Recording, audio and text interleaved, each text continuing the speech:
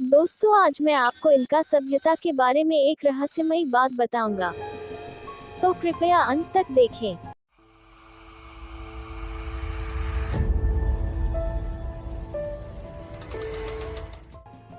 पुरातत्वविदों को हमेशा से अपनी खुदाई के दौरान कुछ न कुछ ऐसा मिलता रहा है जिसको देखकर आज का आधुनिक मानव भी सोच में पड़ जाता है और अपने सवालों के जवाब खोजने के लिए वह विज्ञान की मदद लेता है।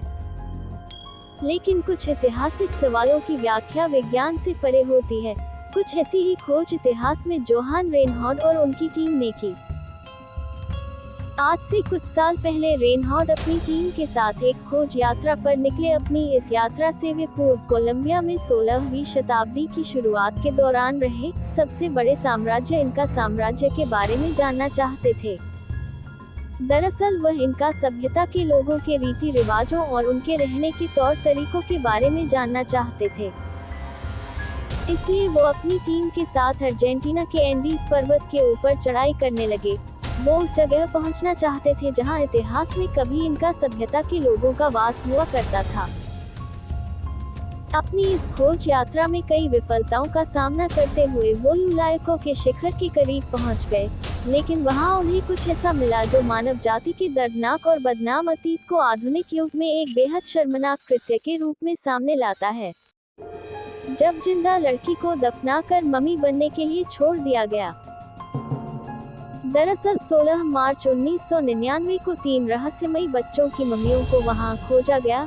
यह मम्मियां 2 लड़कियों और एक लड़के की थी, जिनमें लड़कियों की उम्र लगभग 9 और 15 साल के बीच थी और लड़के की करीब 7 साल। ये तीनों मामियां इनका सभ्यता के उन असभ्य अनुष्ठानों के काले राज से पर्दा उठा रही थी जिनमें अपने इष्ट देवता को खुश करने और स्वास्थ्य व अच्छी फसल के लिए कुंवारे लड़के लड़कियों की बलि दी जाती थी। न केवल बलि बल्कि बच्चों को मारने तरीका भी बेहद दर्दनाक हुआ करता था, जिसमें उन्हें नशे में धुत करके जमीन के अंदर जिंदा दफन करके मरने के लिए छोड़ दिया जाता था। माना जाता है कि इन बच्चों का बलिदान सन 1500 के आसपास दिया गया था। शोधकर्ताओं के अनुसार बलिदान देने से पहले तीनों बच्चों को नशीली चीजों जैसे अल्कोहल आदि का सेवन कराया गया था, जिसके बाद उन्हें जमीन से लगभग 1.5 मीटर नीचे एक ताबूत के अंदर मरने के लिए छोड़ दिया गया था। 1999 में जोहान रेनहार्ड और उनके शोधकर्ताओं की टीम इनका सभ्यता के रीति रिवाजों के बारे में जानने के लिए एंडीज पर्वत पर स्थित उस जगह पर पहुंचे, जहां पर प्राचीन काल में इनका सभ्यता के लोग अपने इष्ट देवताओं को खुश करने के लिए पारंपरिक तरीकों से अपने लोगों का बलिदान दिया करते थे। 3 दिनों की खोज के बाद रेनहार्ड की टीम ने एक कब्रस्थल को खोज लिया। इस कब्रस्थल के अंदर उन्हें 3 मम्मीकृत बच्चे मिले, जिनमें 2 लड़कियां और एक लड़का मौजूद था। मम्मियों के अलावा उन्हें वहां पर कुछ सोना, चांदी की मूर्तियां, कपड़े और कुछ मिट्टी के बर्तन भी मिले। रेनहार्ड ने जब अपनी टीम की मदद से उन मम्मियों को बाहर निकाला, तो उनमें से एक लड़की का चेहरा और कंधा विशेष रूप से जला हुआ था।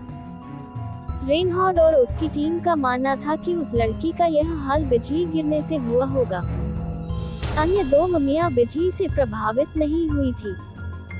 इतिहासकारों ने इन तीनों मम्मियों को ला डेंसला, कुंवारी लड़की लनीना डेल रायो, जिस लड़की के ऊपर बिजली गिरी थी, एंड एल नीनो लड़का के नाम से पहचान दी। जब तीनों मम्मियों को खोजा गया था, तब ये तीनों असाधारण स्थिति में पाई गई थी।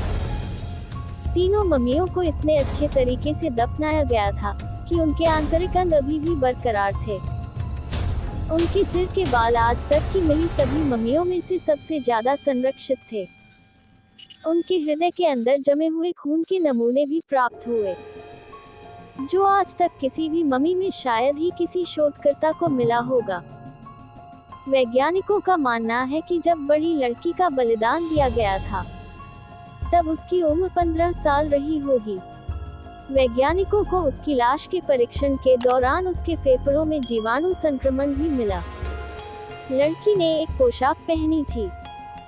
वैज्ञानिकों ने जब दोनों लड़कियों का डीएनए परीक्षण किया तो उन्हें पता चला कि ये दोनों आपस में बहनें थे, लेकिन लड़के से उनका कोई संबंध नहीं था। अर्जेंटीना के लोग, जो इनका सभ्यता के लोगों को अपना पूर्वज मानते हैं, वो सभी बड़ी लड़की लदनसला को मेडन ऑफ लुलायको के नाम से भी पुकारते हैं। उनका मानना है कि लदनसला एक कुंवारी और पवित्र लड़की थी। इनका सभ्यता के लोग कुंवारी लड़की का बलिदान स्वास्थ्य और समृद्ध फसल के लिए दिया करते थे।